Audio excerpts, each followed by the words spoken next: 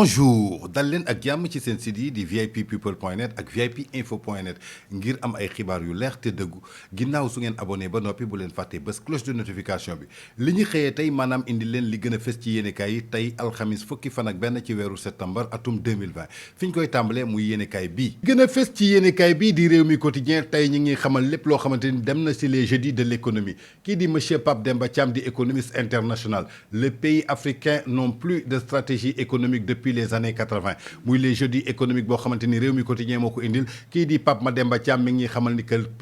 pays africains yi kenn amatu ci stratégie économique depuis atum 1980 muy li gën a fës ci nataalu kii di réew mi quotidien suñu jegee réew mi dañuy dem seeti direct news li gën a fës tey ci seen yéenekaay ñi ngi xamal lépp loo xamante ni jëm na ci wàllu politisation des inondations que ceux qui cherchent à se positionner politiquement aillent le faire ailleurs maanaam ginnaaw inondation yi bu mu ñëwee am na ñoo xamante ni dañ koy politiquer moo tax ñi xamal ni képp koo xamante ni da nga ñëw pour positionner wu politiquement na nga dem seeti feneen fudul fii ci inondation même les leaders politiques à l'instar de Idrissa Seck qui s'était terré brise le silence gis nañu sax ndaamal kajoor mii di Idrissa Seck nga xamante ni dafa tëjoon làmmiñam ne patt depuis boobu ba léegi lépp lu xew ci réew mi mosu ci ubbi gémmiñam inondation yi ñëw na xam na ni askan bi mer nañu moo tax ku ci nekk bëgg a ubbi làmmiñam di wax fu nekk maanaam jàpp leen daal inondation yi gars yi dañ ko bëgg a politiquer te gars yi d'accorduñu ba tey suñu sukkandikoo ci direct news ñi ngi xamal que les altruistes remettent leurs dons aux sous-préfets et ou aux services de développement communautaire qui en feront à usage juste et transparent nee na képp koo xamante ni am nga ndimbal booy joxe daal na nga ko jox préfet yi mbaa nga jox ko service de développement communautaire yi ñoom mën nañ ci def loo xamante ni dina leer nañ am transparence bu baax a baax on s'interroge encore sur les milliards collectés lors des inondations 2012 jàppaleen ni fii atum 2012 am nay milliards yu bëri yoo xamante ni collecté woon nañ leen ñu bëri collecté ay milliards yu bëri teg ko pour inondation yi ñi ngi laajte aussi milliards yooyu fan la dugg le business humanitaire se déploie encore dans notre pays aux grandes dames des populations terrassées par les eaux jàppale ni que daal business humanitaire bi daal dellu siwaat na te ñi ngi koy teg ñoo xamante ni ci population yoo xamante ni ndox bi da leen sonal bu baax a baax ki ko fësal di direct news ba tey ci direct news ñi ngi xamal la banlieue n'est pas un zoo où on vient maanaam nañ jàpp ni daal banlieue bi du zoo boo xamante ni ku mu neex da nga fay ñëw contempler l'infortune des sinistrés situation au Mali l'ultimatum de la CEDEAO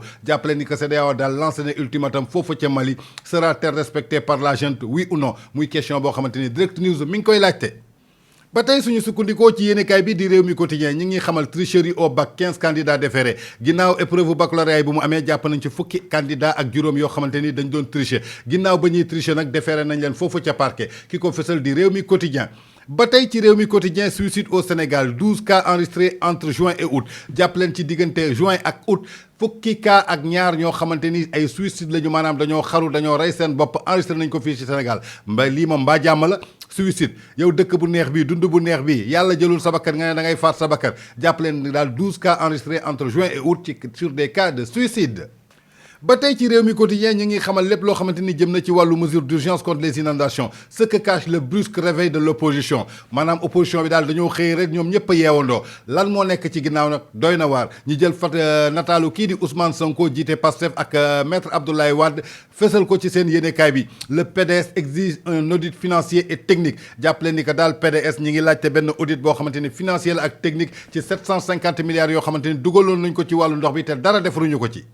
ba tey suñu sukkandikoo ci réew mi quotidien ñi ngi xamal li jëm ci lutte contre la Covid-19 18 projets de recherche pour 97 millions de francs CFA maanaam 18 projets de recherche maanaam jëm ci wàllu mbas bi jàppaleen lu toll ci 97 millions de francs CFA lañ ci def loolu daal doy na waar maanaam 18 recherche projet ay 18 projets pour rechercher rek maanaam rechercher gisoogoo rechercher maanaam ku koy def maanaam mooy damay xool yow xoolagoo ñi yëkkati 97 millions de francs CFA def ko ci waaye ñii suñu gisee ñaata milliards lañ ciy def en tout cas yéeme na ba tey suñu demee ci yéenekaay bii di l'info li gën a fës ci seen yéenekaay bi tey ñi ngi fësal nataalu kii di président de la république Macky Sall modernisation des chambres de commerce Macky Sall met la pression lépp lu jëm ci moderniser chambre de commerce yooyu jàppale ne Macky daal teg na pression bu mag a mag ñan la teg pression maanaam ñu war a moderniser lii di chambre de commerce yi ginnaaw coowal sëriñ bu mu génnee fii ci wàllu chambre de commerce ba tey ci wàllu recherche bi li yéenekaay bii di l'info dellu soit na ci kii di Cheikh Oumar Anne moom daal décaissé na lu toll ci 97 millions pour ñu def recherche 18 projets Cheikh Oumar Anne nag xam ngeen ni temps yële amoon na fi coow ak Pape Alé Niang ci affaire OFNAC dellu soit na nag ci affaire 97 millions Cheikh Oumar Anne moom 18 projets 97 millions mbaa bi yoon dina am transparence en tout cas ki ko fësal di l'info su ñu demee ci yéenekaay bii di l'exclusif lan la ñu fësal ci seen yéenekaay tey nataalu kii di Abdoulaye Diouf Sarr di ministre de la santé Yoff dans les eaux pluviales Diouf Sarr en opération de sauvetage Diouf Sarr daal bu mu ñëwee Yoff gis ni ko foofu dafa fees del ndox deful dara lu dul sol gilet de sauvetage am ne dafay sauver ñii di population Yoff ki ko fësal di yéenekaay bii di l'exclusif suñu jógee ci yéenekaay boobu dañuy dem yéenekaayu des médias bii di tribune lu ñu xam ne détresse des populations qui pataugent dans les eaux jamono ji population bi yi nga xamante ne ñu ngi ci biir mënd bi maanaam nekk ci ndox bi nekk ci mbar bi seen détresse la ñu wone les inondations réchauffent le climat politique bi daal dafa mel ni gars yi tàngalaat nañ ko ba mu tàng jër kan moo ko tàngal nag lu dara lu dul inondation yi suñu demee fële Ousmane Sonko dénonce l'incompétence du pouvoir le PIT accuse l'opposition verse dans une récupération politique le PDS dans les eaux ce jeudi jàppale ni que daal kii di Ousmane Sonko dem ba mu demee ci banlieue ba dénoncé na lépp loo xamante ni incompétence au pouvoir bi la mënuñu dañoo lajj xamuñu dara PIT bu Amath Dansokho feu Amath Dansokho jiite woon fii ñi ngi accuser aussi opposition bi de verser dans la récupération politique ñoom jàpp nañ daal opposition bi dañu bëgg récupérer waat politique quant à PDS nag PDS tey su xëyee see alxames bi ma nga jëm fële ca biir ndox yi seeti nañuy defee Macky nag mi ngi organisé wu bu baax a baax ki ko fësal di yéenekaay bii di tribune suñu jegee tribune dañuy dem fële seeti ji lii quotidien suñu naataango bii di Babacar Dione jiite ko lu mu ñu xamal perturbation dans les services de santé 6000 enfants menacés de mort jàppale ni que daal jamono ji perturbation yu am ci service de santé yi lu toll ci 6000 enfants dañu menacé wu maanaam seen dund daal dafa menacé wu en tout cas loolu doy na waar santé daal lépp war na am perturbation ba mu des santé ak police ak gendarmerie ak armée police ak santé ak gendarmerie su amee perturbation rek dañ jàpp ni dëkk boobu moom mi ngi ci musiba mbaba kumba maanaam ki ko fësal di lii quotidien Sonko a Macky sur les inondations inadmissibles au 21e siècle nee na inondation yi daal fii ñu toll 21e siècle mënoon nañu gis leneen waaye lu dul inondation ay kàddu kan la Sonko kan la ko jiglal di président Macky Sall mi ngi ko fësalee ci yéenekaay bi di lii quotidien ba tey suñu sukkandikoo ci lii quotidien ñi ngi xamal li jëm ci PSE muy plan Sénégal émergent bi ñu soppi nii na léegi doonatul plan Sénégal émergent plan Sénégal inondé la jàppaleen daal plan Sénégal émergent boobu lu toll ci 29000 emplois créé na ko ci ñeenti at maanaam ci diiru ñeenti at créé na 29000 emplois kan moo xamal loolu Meissa Babou di économiste ce chiffre ne paraît pas très faible nee na chiffre boobu daal suñ ko xoolee maanaam du lu faible daal du faible ki ko xamle nag di Meissa Babou ci yéenekaay bi di lii quotidien su ñu demee ci yéenekaay bii di critique lu mu critiqué tey critique daal nee na 3 milliards de francs CFA en cash transférés aux sinistrés des inondations échec et cash maanaam jàppaleen lu toll ci 3 milliards de francs CFA cash xaalis xobet la ñu transféré sinistrés yi foofu ci inondation yi ñoom nag jàppal loolu ñu tuddee nañ ko échec la wala cash le PDS va auditer le mafia du pompage récupération politique les politiciens retrouvent leur jeudi favori ginnaaw inondation yi bu mu ñëwee daal PDS nee na dafa bëgg auditer mafia pompage yooyu ba tey ci critique ñi ngi xamal le virus prend les rangs du contingent sénégalais des retours à la Gambie jàppaleen contingent sénégalais boobu demoon Gambie virusu coronavirus bi laal na leen bu baax a baax près de 300 militaires positifs au coronavirus musiba mbaba kumba 300 militaires ñoom ñëpp la ñu testé ñoom ñëpp am coronavirus fu ñu ko jëlee ña nga nekkoon foofa ca Gambie muy contingent boo xamante ni président de la république déployé woon na ko yóbbu ko ca Gambie pour ñu jàppale ñooñu Adama Barrow yooyu pour ñu jàngal leen naka la ñuy xeexee xam ngeen armée militaire sénégalais yi ñoom dañoo xarañ mais jàppale ni que daal bi ñu ñibbisee musiba lañ fa indaale ndaxte lu toll ci 300 militaires dañ leen testé ñu positif sur les 600 éléments du 3e contingent sénégalais de mission de la CEDEAO en Gambie MISEGA arrivé au Sénégal depuis le 2 septembre et bloqué à Toubacouta pour des tests au Covid-19 près de 300 sont positifs 300 militaires yi daal Toubacouta lañ leen teg waaye bañ leen testé ñoom ñëpp positif gaañi def leen militaires yooyu quarantaine ndaxte 300 yooyu suñ fi duggee ragal naa ni armée bi yëpp ay corona su ñu demee ci yéenekaayu Cheikh Mbacké Guissé di Libération lu mu fësal tey ci yéenekaayam mooy la direction générale de l'usine sert aux employés des demandes d'explication direction générale bi daal nee na employé ku nekk na ko indil demande d'explication loolu mooy lan impunité totale pour Taïfor nag mooy lan muy benn société bi fi nekk en perspective des licenciements elle impute panne de 2 lignes de production aux grévistes maanaam daal ginnaaw bu mu leen bëggee licencier sa daal moom créé na pannu ñaari lignam de production nee na grévistes yi daal moom ay lignam dañoo panne abandonnés au même ils sont repris le travail hier la peur au ventre le silence complice du ministère du travail waa ministère du travail lu tax mu noppi jàppale ni que daal Libération nee na lii complice su ministère du travail am na ci ndaxte nit mënoo xëy di ko liggéeyloo ba noppi nga déclaré ay panne gars yi grève ba pare ngay demander ay explication yoo xamante ni tegul fenn waa ku moom société bi di Taï Huitfort doy na waar ki ko fësal di yéenekaay bi di Libération suñu demee ci yéenekaay yu Pop Vox li lu ñu fesal tey la police de Denver fait passer la récompense à 14 000 à 40 000 dollars ginnaaw incendie criminel boobu amoon foofu ca Denver ba juróomi doomu sénégalais ñàkk ci seen bakkan muy famille Ndiol police yu Denver joxoon na benn récompense ku xam ku def ñaaw boobu dina ko jox 14 000 dollars jamono ji yéegee nañ ko 14 000 ba 40 000 dollars waaye ku ko xam doo ko wax 40 000 dollars xaalis la de ay millions yu bëri la fii ci Sénégal. ba tey ci Vox Populi ñu ngi xamal un bébé de 2 ans blessé dans un accident de scooter bébé de 2 ans blessé dans un accident de scooter lii doy na waar waa xale bu am 2 ans lan lay def ci scooter ba muy blessé wu en tout cas ki ko fital di yéenekaay bii di Vox Populi. ba tey suñu demee ci Vox Populi ñu ngi xamal Ousmane Sonko sur une troisième candidature de Macky Sall en 2024 le moment venu il y aura pire que 2011 jàppal ni que daal nee na bés bu Macky Sall bëggee samp troisième candidature am na jàpp ni que dina gis lu raw lu mu gisoon 2011 dama ne 2011 li ñu fi gisoon nii doy na waar place de l'indépendance nañu fàttaliku Mamadou Diop waay sa la ñàkkee bakkanam kon Macky nañu moytu loolu rek ndaxte Sénégal moom seen dëkku jàmm la. ba tey Ousmane Sonko yemul foofu nee na ce sera le combat du peuple Macky ne doit même pas rêver du troisième mandat nee na loolu dootul doon combat politicien yi mais combat du peuple la Macky su tëddee warul sax xalaat waxuma la xalaat mais di gént sax war na mën a def troisième mandat du samay kàddu nag kàddu kan la Ousmane Sonko mi ngi ko waxee fan ci yéenekaay bii di Vox Populi. ba tey ci Vox Populi ñu ngi xamal un sénégalais agresseur arrêté à Venise en plein festival de film ah yow moom ormalo sénégalais yi nga dem ba Italie war daan sa doole liggéey amul loo fay def lu dul di agressé woo Sénégal dem ba Italie di agressé jàppale ni daal agresseur Sénégal bi ñu ngi ko arrêté foofu ca Venise ci plein benn festival de film bu fa amoon lii daal ñaaw téef la yow moom wax dëgg yàlla waroo woon nekk sénégalais dañu waroon changer sa nationalité ki ko fesal di Vox Populi. su ñu demee ci yéenekaay bii di l'Observateur li ñu fësal muy nataalu kii di Alioune Mbaye Nder chanteur la musique n'est plus une affaire de talent mais de clan Alioune Mbaye Nder daal jàppale nee na jamono ji musique bi dootul affaire u talent dootul affaire u mën dootul affaire u expérience dootul affaire u compétence mais affaire de clan la maanaam jamono ji daal sa clan su dëgëree rek yow yaay nekk ci kaw sa clan su dëgërul nag maanaam dañ lay fàtte ki wax loolu muy Alioune Mbaye Nder ma ngi ko waxee ci yéenekaay bii di l'Observateur nee na comment j'ai vécu l'arrestation de ma fille dellusiwaat na ci arrestation doomam bu jigéen boobu nga xamante ni jàppoon nañ ko ci wàllu yamba ak wàllu escroquerie Alioune Mbaye Nder dellusiwaat na ci fan la ci dellusee ci yéenekaay bii di l'Observateur ba tey ci l'Observateur ñu ngi xamal lépp loo xamante ni jëm na ci wàllu gestion des inondations Macky Sall un président sous pression jàppale ni que daal jamono ji Macky Sall président la boo xamante ni pression bi laal na ko dëgg-dëgg l'opération de com du palais en question le chef de l'État face au risque de représailles électorales jàppale ni opération communication foofu ca palais daal dafa benn jamono ji dafa lajj ndaxte Macky daal jamono ji nu muy communiquer daal réew mi kenn xamu ci dara chef de l'État bi est-ce que risqué wul ay représailles électorales ah ñi ngi jëm ci élection municipale de élection législative waxatuñu nag 2024 dina def troisième mandat wala def troisième mandat en tout cas wait and see.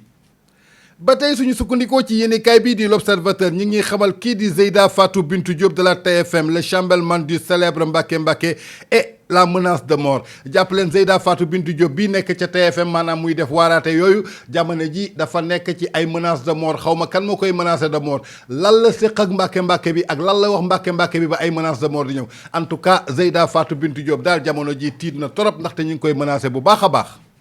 ba tey suñu sukkandikoo ci l'Observateur ñi ngi xamal lépp loo xamante ni jëm na ci immersion dans la vie des admis avec la mention très bien ñi nga xamante ni ñi ngi doon jogante foofu ca bac bi am mention très bien meilleur bachelier du Sénégal ces réussites bâties sur des drames sociaux maanaam ay réussites la yoo xamante ni ñi ngi ko créé ci ay drames sociaux entre pauvreté manque de soutien décès des parents lii doy na waar waaye doy na waar l'Observateur li ñuy wax tey nag doy na waar trop. suñu sukkandikoo ci yéenekaay bii di Source A li ñu gën a fesal tey ci seen yéenekaay un rapport portant niveau d'exécution du plan décennal de la lutte contre les inondations attendu sur la table du président Macky Sall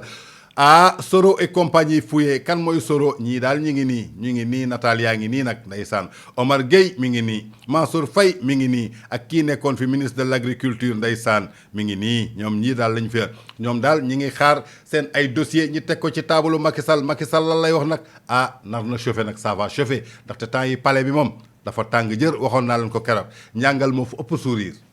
ba tey suñu sukkandikoo ci yéenekaay bii di Source A ñi ngi xamal placé hier sous mandat de dépôt pour viol répétitif sur la petite sœur de son épouse responsable de Benno Bokk Yaakaar Ifal pensionnaire de la prison de Diourbel kii kat di jëkkëru responsable Benno Bokk Yaakaar boobu nekk ca Touba te ñu accusé woon ko ay viol répétitif lu toll ci 1 an ci xale bu am fukki at ak ñeent di rakk ci soxnaam boobu jàppale ni ko daal déposé nañ ko foofu ca mandat de dépôt amoon ji daal ubbil nañ ko foofu luwe na boobu daal benn néeg foofu ca prison de Diourbel ki ko fësal di yéenekaay bi di Source A. su ñu demee ci yéenekaay bi di Sud Quotidien lu ñu fësal tey report des législatives de 2022 pour rationaliser le calendrier républicain bloc contre la majorité lii kat doy na waar ku ko xamal opposition non alignée et société civile pour la tenue des élections à une date échue jàppale ni que daal lépp lu ñu bëgg a reporter ci élection bi kii di société civile te mu Ndiaye Cissé jiite ko jàppaleen daal neen nañ def élection yi ci date échue ndaxte mandat daal su jeexee rek jàppal ni que keneen ku fa nekk daal nekkatoo ci yoon tu es éligible maanaam mënoo fa jël dara muy doon loo xamante ni jëm na ci wàllu report des législatives de 2022 pour rationaliser le calendrier républicain bloc contre la majorité ñii daal def nañu benn bloc contre majorité boobu gëm leen ni que daal élection yi def leen élection rek ku war a gagné. su ñu demee ci Walf Quotidien li ñu gën a fësal santé publique comment le Covid plombe les efforts contre le palu jamono ji daal lépp lu jëm ci wàllu santé gis nañu coronavirus bi plombé na effort yëpp yoo xamante ni waroon nañ ko def ci wàllu sibiru bi nga xamante ni jamonoy nawet bi dafay am te jamono ji sibiru baa ngi laal askan bi bu baax a baax kon bu coronavirus ñëw rek ñu fàttee sibiru bi ndaxte paludisme baa ngi fii moo tax yéenekaay bii di Walf Quotidien fësal ko tey ci yéenekaayam ba tey ñi ngi fësal lépp loo xamante ni jëm na ci wàllu financement de la lutte contre les inondations Sonko accuse Macky de détournement Ousmane Sonko li nga wax rëy na de Macky Sall ngay accuser détournement le président de la République du samay kàddu de Ousmane Sonko moo ko wax nee na Macky daal détourné Macky lu mu détourné nee na seuls 48 des 765 milliards ont été mobilisés et exécutés sur les leaders du PASTEF doy na waar jàppale ni 765 milliards yi ñu waxoon 48 donc lañ ci génnee mobiliser ko moom la ñu exécuté ku wax loolu Ousmane Sonko le PDS exige une fouille des différents projets du programme PDS yeewu na nag PDS da doon nelaw de nee nañ daal nañu fouiller lépp loo xamante ni différents projets du programme la ndax Macky dina ko def ndaxte Khalifa Sall kat bi ñu koy yónnee CREI tàgguwuñu kenn Karim Wade bi ñu koy yónnee CREI tàgguwuñu kenn Macky kan la joxoon 765 milliards yooyu waaye Macky te ngaa woote waa CREI ñi dem xool ko waaye en tout cas daal wait and see. suñu sukkandikoo ci yéenekaay bii di L'As li ñu gën a fësal tey ci seen yéenekaay mi ngi jëm ci wàllu màggal Touba et Covid 19 jàppale ni que màggalu ren bi dina wuuteeg yeneen màggal yi ndaxte màggal la boo xamante ni dafay dajeeg mbas kenn doo nga am choix pour jël décision muy Serigne Mountakha Bassirou Mbacké te jël na décision boobu waaye ba mu jëlee décision boobu ngeen foog ni day yomb déedéet 500 personnes pour faire respecter les gestes barrières jàppale ni que lu toll ci juróomi téeméeri nit jël nañ leen teg leen foofu ci Touba képp koo xamante ne respecté aux mesures de barrière dinañ la ko respecté loo par la force di takk sa masque di raxasoo gel di éviter distanciation remboulement bi ngeen doon gis ci jumaa bi ren du am de 27 portes yoo xamante ni am na ci jumaa jooju yëpp dañ koy tëj maanaam képp kuy màggali daal na nga fagaru farata yóbbu la nga màggal sa màggal ñibbiwaat fexe ba nga xamante ni doo fa jëlee coronavirus doo fa yóbbu coronavirus bañ a gàcceel kii di sëñ Mountakha Bassirou Mbacké muy loo xamante ni kan moo ko fesal tey di yéenekaay bi di L'As ba tey suñu sukkandikoo ci L'As ñi ngi xamal lépp loo xamante ni jëm na ci wàllu gestion inondation yi l'opposition noie le pouvoir jamono bi daal opposition bi doon nelaw ne woon pat yeewu nañu inondation bi may na leen doole ba ñu noyé pouvoir bi maanaam ñi nekk APR dégguñu leen de ñoom Abdou Mbow anañu waxuñu de dégguñu leen de léegi ñoom Mame Mbaye Niang dégguñu kenn jamono ji kay Ousmane Sonko Abdoulaye Wade PIT ñoo nekk yor lang ji inondation doy na waar bu leen fàtte ni nag 2012 bi Abdoulaye Wade di daanu inondation la woon de coupure courant moo merloo woon askan bi da mbaa du loolu mooy répété waat en tout cas xoolaat leen bu baax su ñu demee ci yéenekaay bii di Record lu ñuy xamal mercato transfert à Chelsea Rennes confirme pour Mendy Mendy nag wax naa leen ko démb Edouard Mendy gardien équipe nationale du Sénégal boobu nekk ca Rennes jamono ji transfert am ca mercato ba fële ca Chelsea yaakaar naa ne mi ngi confirmé wu ndaxte kan ma ko wax muy yéenekaay bi di Record Maroc Sénégal est-il loin d'être compromis en tout cas doy na waar yéen a ngi wax match aura bien lieu le 9 octobre à Rabat jàppaleen incha allah 9 octobre Sénégal dina jàkkaarloog Maroc foofu ca Rabat ci Maroc il n'a jamais été question d'un stage en Europe le champion Maroc se joue actuellement jàppaleen ni que daal championnat Maroc bi ñu ngi koy joué bu baax a baax.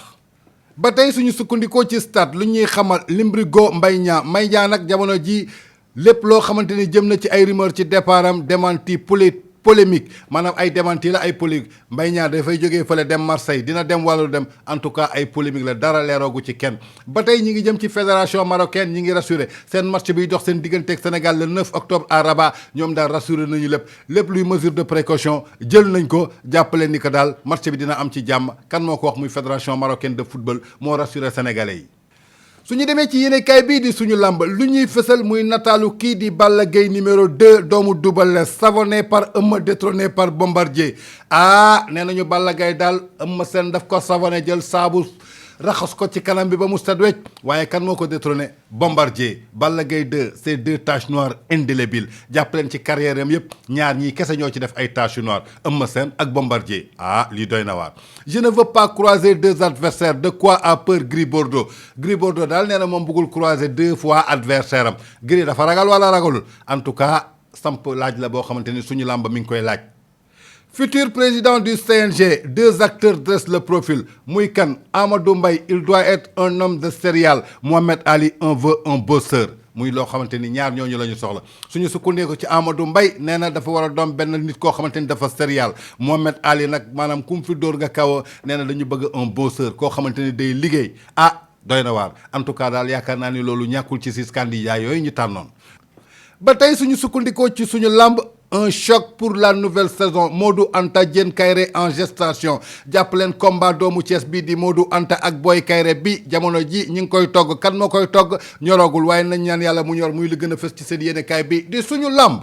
jërë ngeen jëf lii lañ leen indi loon ci lu gën a fës ci yéenekaay yu tey yi alxamis fukki fan ak benn ci weeru septembre atum 2020 di leen jox dig daje ëllëg ci suba incha allah d'ici là nous vous souhaitons de passer une excellente journée.